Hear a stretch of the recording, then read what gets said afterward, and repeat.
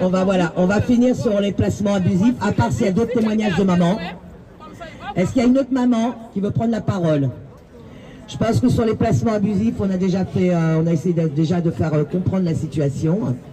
Donc là, on va attaquer maintenant le lourd. On va attaquer la pédocriminalité. D'accord? J'espère qu'il y a d'autres personnes qui ont des dossiers de pédocriminalité. Je sais qu'il en connaît quelques-uns. Donc moi, je vais commencer déjà par ce que j'ai pu prendre comme note. Donc, sachez que tout ce que je vais parler aujourd'hui sur la pédocriminalité, c'est que des liens de journaux, hein, des articles de journaux, d'accord? Parce qu'il faut savoir que, bien sûr, les médias ne s'en emparent pas. Les médias vont s'emparer d'un dossier comme, par exemple, Olivier Duhamel, ça aussi, je vais en parler, pour toujours minimiser les faits, d'accord? Quand on parle de pédocriminalité, on essaye toujours de remettre ça au niveau inceste et pédophile. Non, c'est de la pédocriminalité. Donc, déjà, il faut savoir une chose. Donc, bien sûr, c'est pas ici en France, hein, parce que en France, pour que les dossiers tombent, il faut ramer, mais plus que ramer. Alors, par contre, au Canada, vous avez l'entrepreneur canadien de la mode.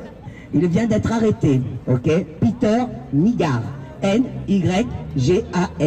Si je parle de lui, c'est parce que au Canada, eh ben, ils ont la même affaire qu'on aurait dû nous avoir ici en France, comme en Amérique. C'est donc Nygard est intéressant justement. Pourquoi? Parce que il est révélateur d'un véritable système de corruption dont un élément incontournable est l'exploitation sexuelle des mineurs. Et s'il est important, c'est parce que ces pratiques sont similaires à celles de Jeffrey Epstein. D'accord? Donc voilà, ce Canadien vient de tomber. Il y a plus de 50 plaintes hein, sur cet homme-là. Hein. D'accord? Donc on va suivre cette affaire de près. Alors maintenant, pour que vous compreniez comment ça se passe dans la pédocriminalité. Là, à Saint-Malo, vous avez Milo, une fillette de 4 ans. D'accord? Elle a été victime de viol. D'accord? Par son père. Ok? Et écoutez la meilleure au tribunal sa défense. Sachez que cet homme a pris 4 ans avec sursis. Et vous savez pourquoi il a pris 4 ans avec sursis? Parce que soi-disant il était ivre. Et il s'est trompé de lit. Il a confondu sa gamine de 4 ans avec sa femme. Donc moi j'aurais été le procureur, déjà je me serais renseigné. Votre femme elle est une naine? Votre femme c'est une petite naine? Pourrait confondre votre fille de 4 ans avec votre femme. Et bien devinez quoi? Ben, ça a marché sa défense. 4 ans avec sursis. Voilà. Il devra se faire soigner. Et la justice normale. Tout à l'heure je faisais la remarque. Souvent on me dit, mais pourquoi ils ne prennent pas plus cher? Bah réfléchissez, justice, prudence. Si une personne lambda se prendra 15 ans dans la tête, le jour où il tombe sur un gros poisson, ben le gros poisson aussi prendra 15 ans. Mais là, il y a du sursis. Donc, quand ils ont un gros poisson, eh ben justice, prudence, avec sursis. Une autre affaire qui vient d'être jugée en Seine-et-Marne, au mois de décembre. D'accord? Donc, alors là, c'est encore la meilleure de toutes. Là, on vient, comme toujours, au consentement sexuel de mineurs. Là, on tombe en plein dedans. Une gamine de 11 ans se fait violer dans un parc. Elle tombe enceinte. Il y a une procédure. Vous n'irez jamais. Donc, les jurés de cour d'assises de Seine-et-Marne, le 11 novembre, ont statué simplement comme simple, hein, l'enfant était consentante. Parce que l'enfant n'a pas hurlé, l'enfant ne s'est pas débattu, ben oui, elle est tétanisée par la peur. Donc il faut savoir que quand on viole une mineure, vu qu'elle est tétanisée par la peur, le fait d'être tétanisée par la peur, c'est un consentement. Voilà où on en est, dans la pédocriminalité. Après, alors, en Bretagne, il viole sa fille de 8 ans. Pareil, 4 ans avec sursis. Normal. 3 décembre, il est passé au tribunal. Ça a été jugé à Saint-Brieuc. Ok. Alors, tu peux déjà tourner la page, merci. Hein. Alors, là, on va petit à petit, on va monter hein, dans les dossiers. Là, pour moi, c'est pareil. Ça, c'est une affaire Outreau qui est en train de sortir. Une grosse affaire Outreau. Et comme d'habitude, non-lieu. Là, c'est un abus sexuel, présumé, hein, puisqu'il y a eu non-lieu. Donc je dis bien, hein, oh là, présumé, sur des enfants autistes, dans le Voiron. Donc il y a 55, 10 familles ont porté plainte contre 3 éducateurs d'un institut spécialisé pour abus sexuels.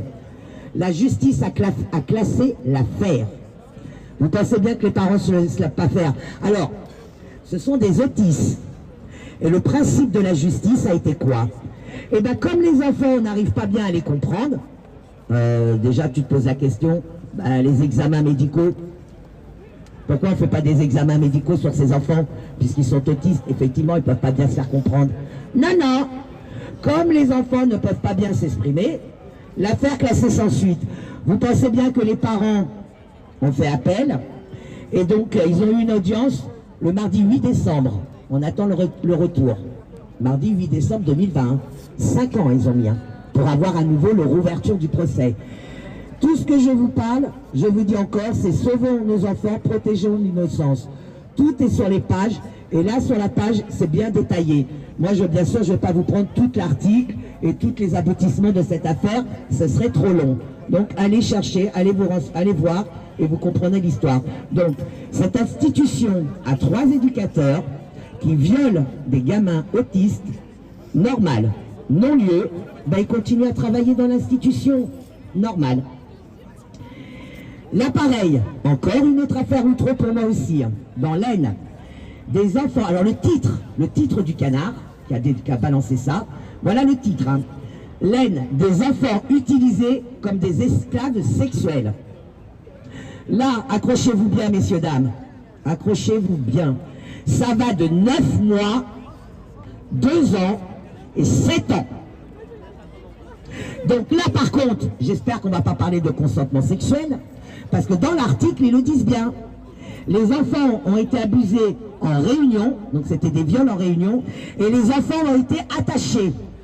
Les enfants étaient attachés pendant ces viols de réunion. J'espère que là, la justice ne va pas encore nous parler de consentement sexuel. Mais comme ils sont tellement tordus, je pense qu'ils vont dire « Oui, les enfants, ils sont un peu maso, ils ont ceux eux-mêmes qui ont demandé d'être attachés. » Je les vois bien arriver comme ça. Donc ça aussi, c'est à suivre. C'est en cours d'instruction. D'accord? Après, alors, souvent on me dit « Mais non, Nadia, il y a la justice quand même, c'est pas possible. » Et là, maintenant, vous allez comprendre pourquoi la justice ne fera jamais rien. Quand vous avez le 5 février 2020, un membre du Conseil supérieur de la magistrature mis en examen pour agression sexuelle, Jean Cabane, C-A-B-A-2-N-E-S, 65 ans. Écoutez bien, officier de l'Ordre national de la Légion d'honneur et de l'Ordre national du mérite. On me demande de quel mérite, l'enfoiré. D'accord? Il était ex-directeur du cabinet du président du Sénat. Et ce haut magistrat, vous savez c'était quoi son travail? Eh bien, il était là pour nommer les juges et les juger en cas de litige. C'est pas beau ça? Un haut magistrat. Donc comment voulez-vous que les juges fassent réellement une enquête et va condamner quand eux-mêmes ils ont la main dans la culotte? Il n'y a pas d'autre terme. Eux-mêmes ont la main dans la culotte. Sans oublier, bien sûr, notre juge de Lyon, Olivier Bellet, qui lui est passé au tribunal, et il n'a rien eu. Parce que vous devinez quoi? Eh bien, mettre sa fille sur les réseaux, c'était un fantasme. Mais là où la cerise sur le cadeau, vous savez pas? On est en train d'enquêter. Parce qu'apparemment, il vient d'être muté à Bretagne. Il vient d'être muté en Bretagne, Olivier Bellet, avec sa femme. Sa femme qui était sur le même profil que son mari. Mais sa femme n'a pas été inquiétée. Et là, on revient sur les placements abusifs. Une mère de famille, parce qu'elle aime trop son enfant, va lui retirer son gosse. Est-ce que vous savez que ce juge, eh ben, il a gardé sa gamine de 12 ans. On ne lui a pas retiré. Il est reparti avec sa gamine de 12 ans. Bah oui, c'était un fantasme. C'est vrai que nous, parents, hein, on a le fantasme de mettre nos gamins sur des réseaux de libertinage et de pédophiles. Bah oui, hein, c'est des fantasmes. On est bien d'accord. Alors, un dossier que je suis aussi de très près. Parce que moi, j'étais persuadé que c'était en rapport avec la France. Parce que ça touche la Belgique. La fameuse affaire Dutroux de Belgique, qui a été vite étouffée. Ben oui, hein, c'était pas un réseau. Non, non, c'était qu'en Belgique. Oui, oui. Et là, Mediapart a fait un superbe travail. Le travail de Mediapart, c'est simple. Ben, c'est qu'il a mis en relation avec un réseau français. Et mieux que ça, écoutez bien, hein, Dutroux, comme il est un peu lâché par ses protecteurs, ben, ils viennent de balancer. Et vous savez ce qu'il a balancé? Ce qu'il enlevait les enfants, c'était des commandes d'enfants. C'était des commandes. Mais alors la question se pose, qui a commandé? Qui est derrière les commandes d'enfants? Donc vous voyez bien que c'est en rapport. Et là, bah, vous avez tous entendu, hein, la dernière affaire qui vient de tomber. Mais avant de venir à lui, je vais vous montrer pourquoi je dis toujours c'est des réseaux. Alors, vous avez un réseau de pédocriminels français qui vient d'être démantelé à Madagascar. Donc, 16 ressortissants étrangers, la plupart de nationalité française, sont actuellement en recherche, sont recherchés par la police de Tula, dans le sud-ouest du pays. Ils sont, bien sûr, puisqu'il n'y a pas encore enquête, elle est ouverte, mais ils n'ont pas pu l'auditionner, donc on dit suspicion, d'accord, d'avoir abusé des fillettes de 8 à 14 ans, ok. Mais il ne faut pas oublier une chose, c'est que Madagascar était protectorat de France. C'était protectorat de France. Comme par hasard, quand on parle de réseau au Maroc, mais il ne faut pas oublier une chose, que le Maroc était aussi protectorat français, non, protectorat, ils disent, 1956. Je précise, pour les gens qui ne comprennent pas le protectorat, c'est un régime établi par traité dans lequel un État protecteur, donc nous, la France, on est un État protecteur, c'est pas beau, contrôle un État protégé, donc Maroc, qui est dégagé de ça en 56, Madagascar, d'accord, sur la diplomatie et la défense, qui garde son autonomie politique intérieure. On est d'accord? Donc, et après ça, on nous dit qu'il n'y a toujours pas de réseau. Non, non, c'est des cas isolés. Donc, moi, je reviens à ce qui vient de tomber, grâce à Camille Kouchner, d'accord? Olivier Duhamel. Qui est Olivier Duhamel? Olivier Duhamel est un constitutionnaliste, politologue français, né le 2 mai 1950 à Neuilly-sur-Seine. Agrégé de droit public, professeur des universités à Sciences Po, et il est spécialiste du droit constitutionnel de la Ve République. Super. Et quand je pense que certains se battent pour mettre une 6e, génial. Et de la gauche française. Je suis désolé, hein, c'est son pédigré.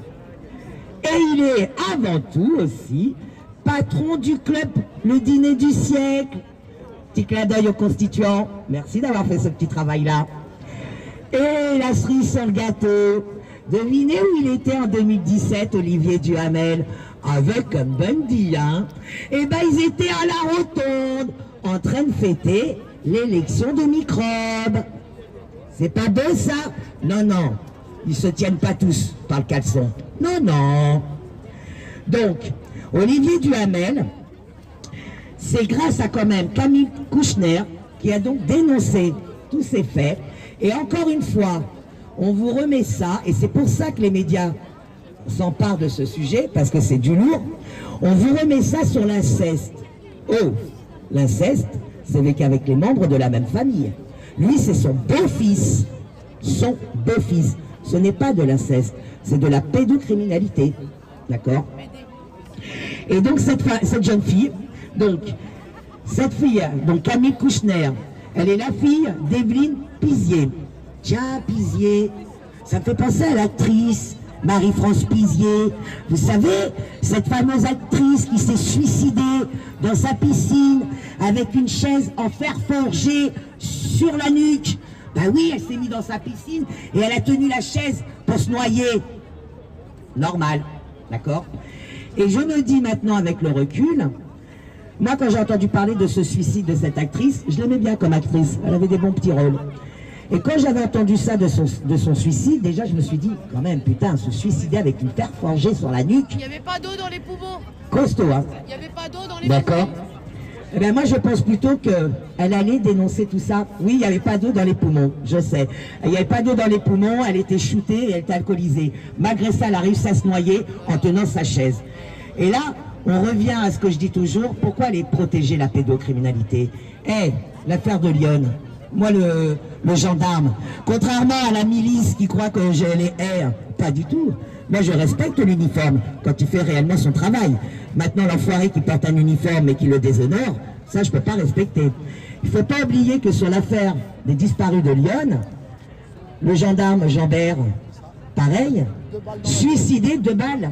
Dans le dos. Donc, quand une balle ne fait pas le travail, il arrive à se remettre debout et remplir une 2e balle. Normal. Et personne ne tilte. D'accord? Et dans l'affaire des disparus de Lyon, lui, il a continué à enquêter. Parce qu'il faut savoir une chose, c'est que c'est Émile Louis qui a trinqué, seul. Donc vous allez me dire un mec, un neuneu avec 0 de QI, peut te mettre un réseau en place. Mais c'est une blague. Foutage de gueule. D'accord? Donc, la pédocriminalité, quand vous voyez que des juges sont, on va dire, mis en examen, mais pas condamnés, c'est un peu comme Fabius avec le sang contaminé, hein, responsable, mais pas coupable, comment voulez-vous que sur la pédocriminalité, les gens tombent et que ça dénonce réellement? Comment voulez-vous avancer dans ces dossiers-là quand la magistrature, étouffe l'affaire? Et quand vous avez des juges, parce qu'il y a le juge Borel aussi, qui avait fait un très bon travail, tellement un bon travail que le pauvre, pareil, il s'est retrouvé suicidé, comme d'habitude. Donc quand les gendarmes aussi essayent de faire du travail, on les retrouve suicidés. Et c'est pour ça que, quand on parle de suicide, de policiers, moi je me dis toujours, maintenant avec le recul, hein, je me dis toujours, sur quelle affaire il enquêtait? Vous voyez ce que je veux dire? Souvent on vous dit, le policier il s'est suicidé parce qu'au travail ça allait pas, ou conflits familiaux. Non, non les gars, moi je dirais plutôt, notre travail à nous, c'est quoi? C'est d'être enquêteur, malheureusement, parce que tout est étouffé. Et l'enquête c'est quoi? C'est de savoir sur quelle affaire,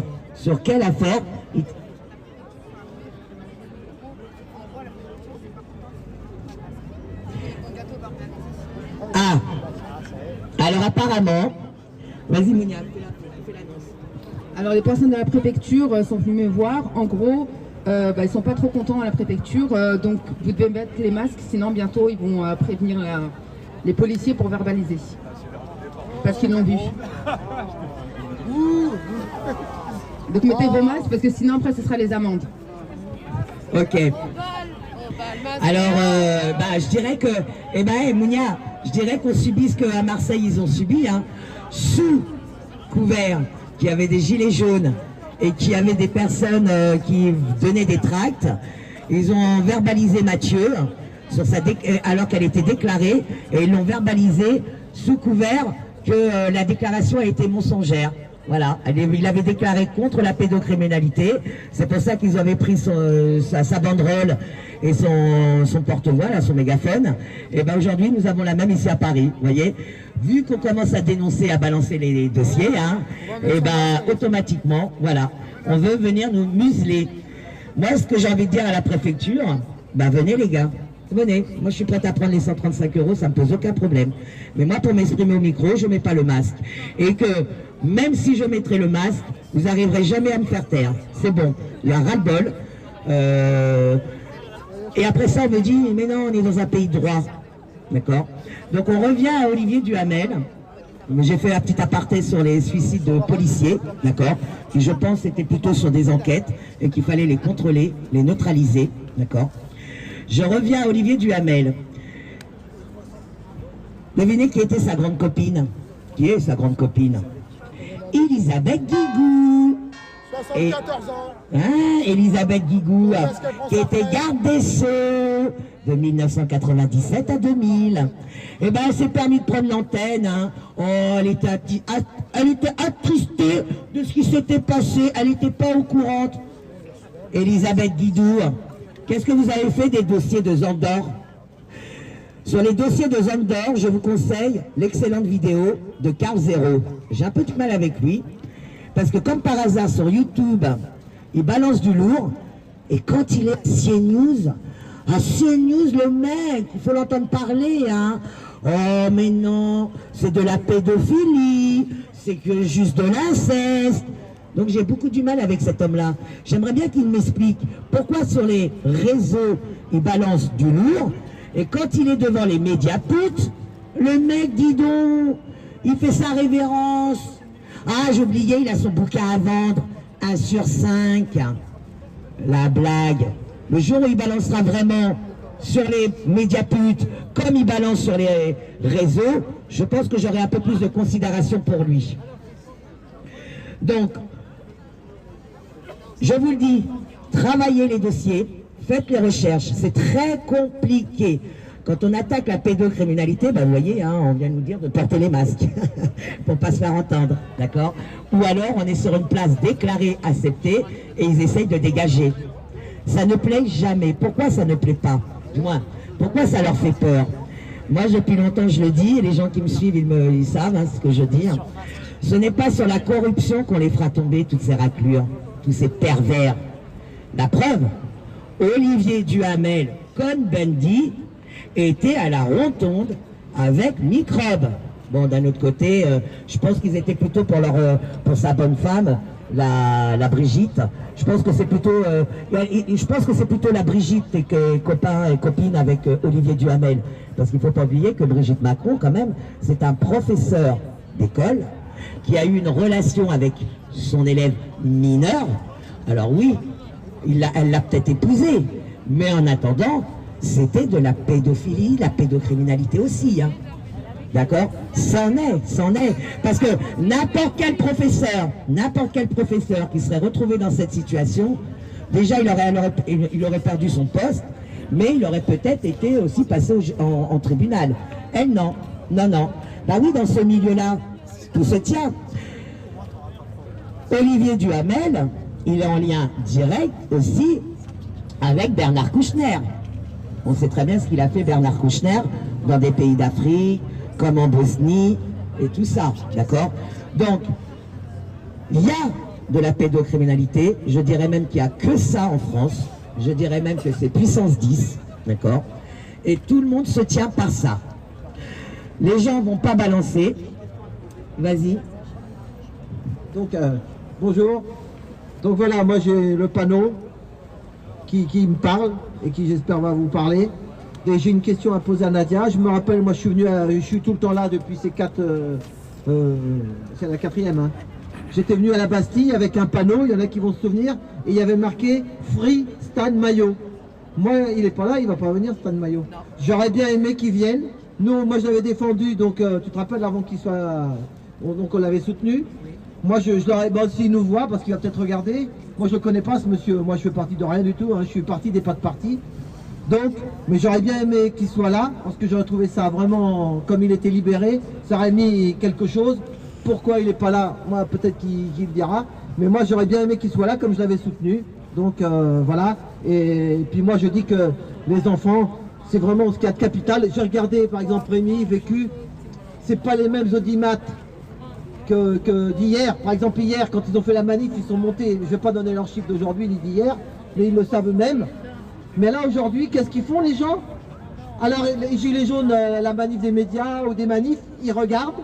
Mais ce truc-là, les enfants, c'est ce qu'il y a de primordial. Moi j'ai un gosse, il a 17 ans, je sais pas, Nadia elle a dû le voir faire du piano. Je veux pas qu'il passe à la télé, je veux pas qu'on voie son visage, parce que j'ai pas envie qu'il rentre dans le show business, parce qu'il y a beaucoup de tordus là-dedans.